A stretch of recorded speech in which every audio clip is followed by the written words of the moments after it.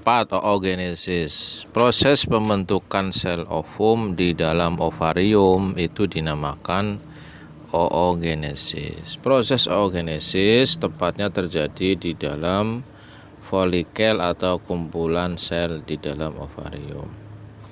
Proses oogenesis diawali dari sel primordial yang akan melakukan pembelahan meiosis. Pada meiosis 1, sel primordial akan menghasilkan 2 sel oogonium. Nah, sel oogonium akan mengalami meiosis kedua membentuk oosit primer yang disebut diploid. Oosit primer akan melakukan pembelahan meiosis lagi untuk menghasilkan sel oosit sekunder yang ukurannya lebih besar dan badan polar yang berukuran kecil.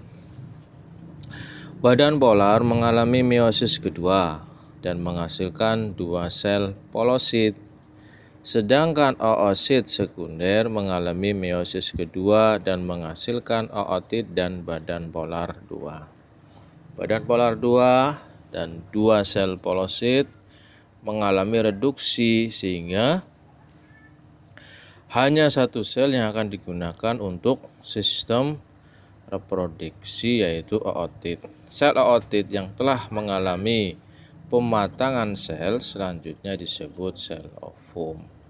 Proses oogenesis dipengaruhi oleh beberapa jenis hormon, yaitu sebagai berikut. A. Hormon LH. Apa itu hormon LH? Hormon LH berfungsi untuk merangsang terjadinya ovulasi. Apa itu ovulasi? Ovulasi yaitu pelepasan sel ovum dari ovarium ke tuba Fallopi. Yang B, hormon FSH. Apa itu fungsinya? Fungsinya hormon FSH berfungsi untuk merangsang pertumbuhan sel-sel folikel. Kemudian yang C, estrogen. Apa estrogen?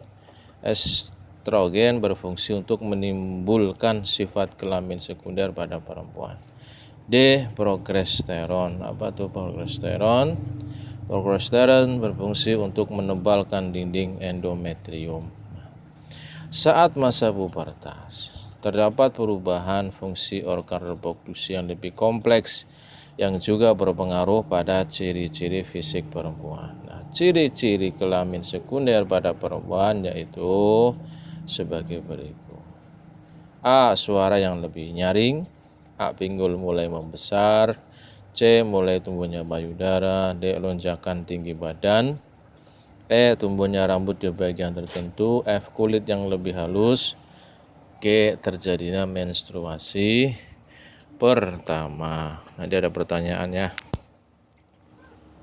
tolong diperhatikan.